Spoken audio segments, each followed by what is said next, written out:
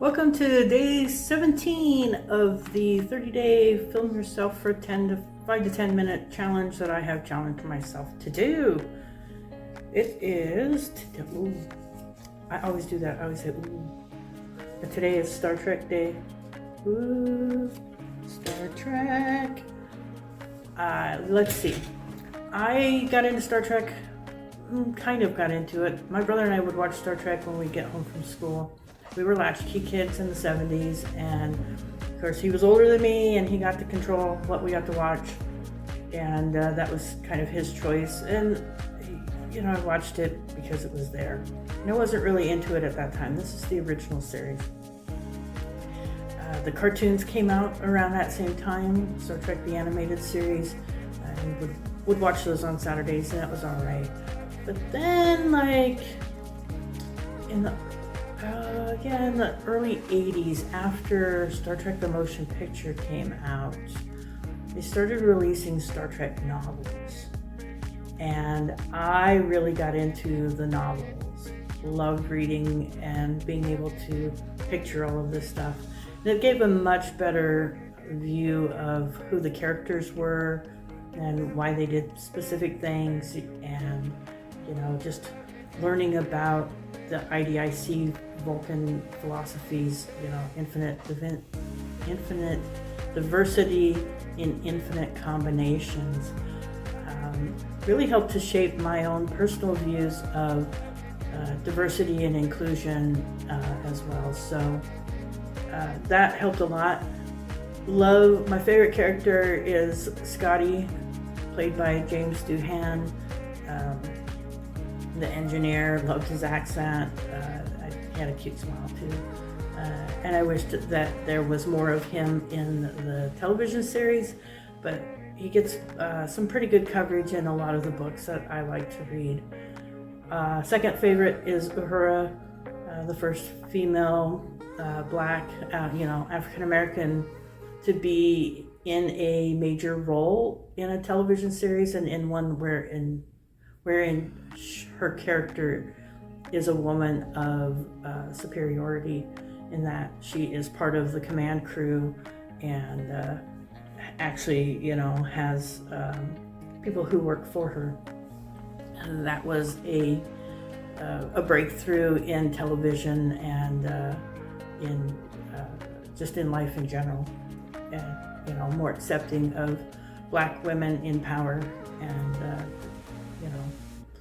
it was a great start to that. Captain Kirk, of course, he's the main character and kind of drives the show, but it wasn't always my favorite.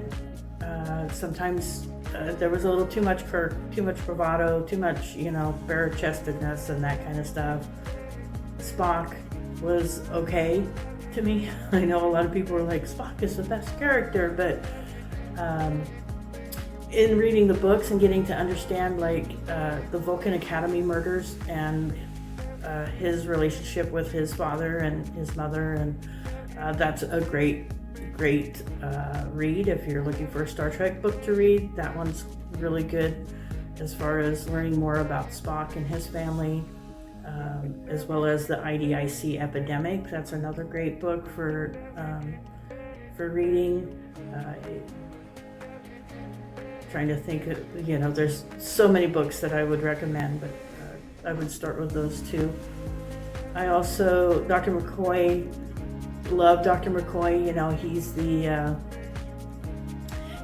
quintessential old country doctor, but living in this fast-paced, forward-moving world, and he brings the humanity to the show and to what is happening. He's always reminding Kirk especially that it's people behind the scenes, not just robots doing or computers doing the work.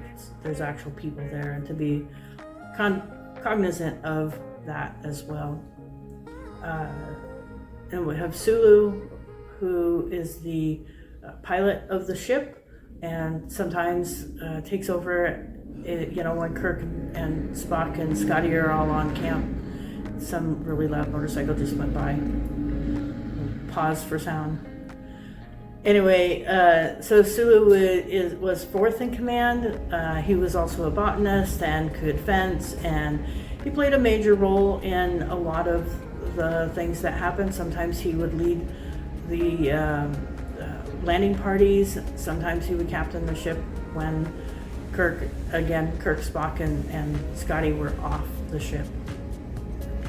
And then we had Chekhov, who was an ensign and was supposed to be learning, who, believed that his culture was the best culture that invented everything, and it was fun to watch him learning and his experiences grow and his maturity become more in line with what was happening on the ship.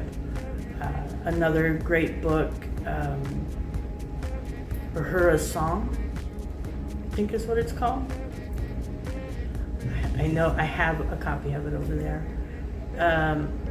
He plays a major role in that, in teaching this new culture how to build this amazing hut with twigs and branches and leaves and stuff, and it was something that very, very old school way of building, which would have been a couple hundred years from today on Earth. So together they bring a lot of different viewpoints and different understanding, and really, had a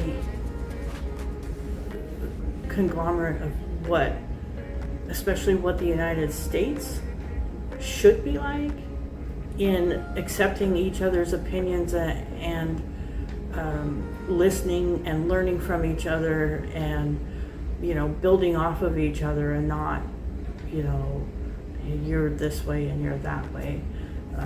I love the Star Trek's idea, that the ideals from it, that we're all people basically, but we all have our own experiences and knowledge, and we should embrace each other's experiences and knowledge to come together to make a better world. And that's the focus of Star Trek, and that's, I think, what has made it endearing for all of these years. It's been over 60 years since Star Trek first came out, and it just keeps going with all the other I'm going to call them side quests, Deep Space Nine, Voyager, The Next Generation, Enterprise. I'm sure I'm going to forget all of the different ones. There's so many different entities of Star Trek, and honestly, I don't watch them. I am a original series Star Trek fan, and that's okay too. People can like whatever part of Star Trek. You don't have to like everything, and that's also a great part of being a Star Trek fan. So if you haven't checked it out, check it out. See what you like.